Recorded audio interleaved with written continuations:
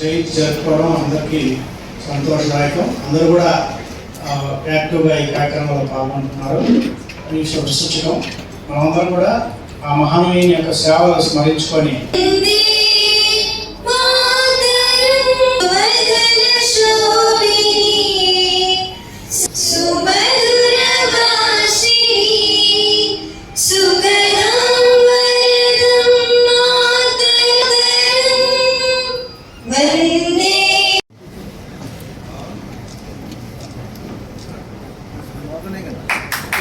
बाबू Jagjivan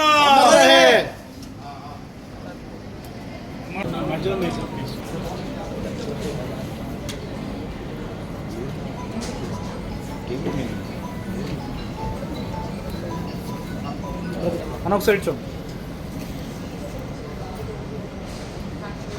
okay.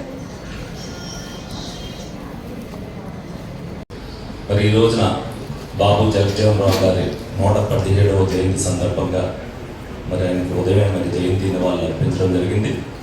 మరి జయంతి జరుపుకుని మరి ప్రజలకి ఎందుకు సందేశం ఇస్తున్నాం అనేది కూడా మనం అందరం కూడా గుర్తించాలి. ఆయన ఏం చేశారు అనేది మనం అందరం తెలుసుకుంటాం. ఆయన ఆశయాల్ని మరి ప్రజల్లోకి తీసుకెళ్లాల్సిన ఆవశ్యకతను మనం అందరం కూడా గుర్తు చేసుకోవడానికి ఈ జయంతి వేడుకలు మనం నిర్వహించుకోవడం జరుగుతుంది. నాయకులు చెప్పుకోవాలంటే మరి నాయకులు చెప్పుకోవడానికి ఉండే పరిస్థితి లేదు. మరి ఆయన ఏదైతే ఆశయాలను తీసుకెళ్లారో అటువంటి ఆశయాలు తీసుకెళ్ళడానికి ప్రతి ఒక్కరు కూడా మనం కూడా ఆ స్ఫూర్తితో పనిచేయవలసిన బాధ్యత మన మీద ఉంది. అటువంటిప్పుడే మనం సమాజాన్ని మార్చగలసిన పరిస్థితి ఉంటుంది చెప్పి మరి ఏలూరులో మరి ఒక స్టాచ్యూని మరి మంచి సెంటర్లో నిర్ణయిస్తే దాన్నే గవర్నమెంట్ ప్రోగ్రామ్గా చేస్తున్నందుకు నాకు కూడా గర్వకారణం. ఎందుకంటే మనం అటువంటి తీసుకెళ్ళినప్పుడు వాళ్ళకు కూడా అది ఎవరు కూడా మరి ఎవరైతే దళిత సోదరులు ఉన్నారో అది జీవితకాలం మర్చిపోలేదు ఇక్కడ ఎవరు పెట్టారనేది. అటువంటి స్ఫూర్తిదాయకమైన పనులు మనం చేయవలసిన బాధ్యత మన మీద ఉందని సందర్భంగా తెలియజేస్తూ మరి దళిత సోదరులు అందరూ కూడా ఆయన స్ఫూర్తిని తీసుకెళ్తాలో మరి ముందుకు కృషి చేయాలని సందర్భంగా వాళ్ళందరూ కూడా వినియోగించుకోవడం జరుగుతుంది. Thank you. కూడా నా ఆశీస్సులు తెలియజేస్తున్నాను.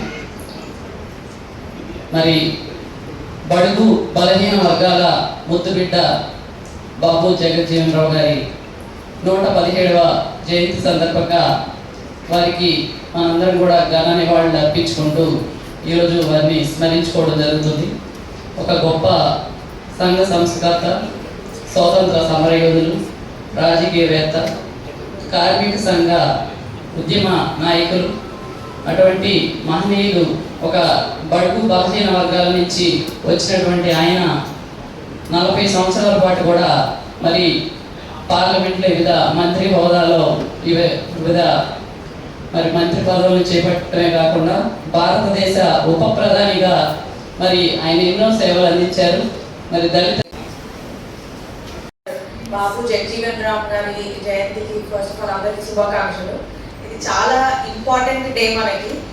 పర్సనల్గా నేను చెప్పాలంటే చిన్నప్పుడు మా ఇంటి దగ్గర ఒక భవన్ పేరు డాక్టర్ గారి పేరు పెట్టి ఉండేది. అట్లే అక్కడ విగ్రహం ఉండేది. చాలా చిన్నప్పుడు ప్రైమరీ స్కూల్కి వెళ్తున్నప్పుడు అసలు ఫస్ట్ చదవడం జరిగింది జగజీవన్ రామ్ గారి లైఫ్ ఏంటి, లైఫ్ హిస్టరీ ఏంటి అని. దానిలోంచి మనం నేర్చుకోవాల్సిన థింగ్స్ చాలా ఉన్నాయి. అసలు ముందు సార్ పోరాటంలో పాల్పంచుకున్నారు. అప్పుడు కాంట్రిబ్యూట్ చేసిన తర్వాత అక్కడే ఆగిపోకుండా పోస్ట్ ఇండిపెండెన్స్ విలువలతో కూడిన రాజకీయాలు అంటే ఏంటో చేసి చూపించారు. అది మనం అందరం ఆదర్శంగా తీసుకొని నేర్చుకోవాల్సిన విషయం అది.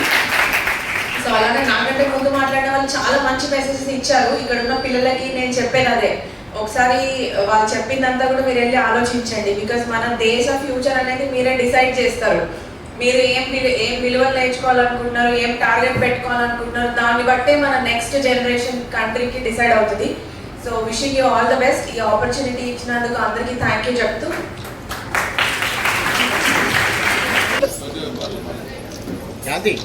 जय भीम। बाबू जगजीवन राव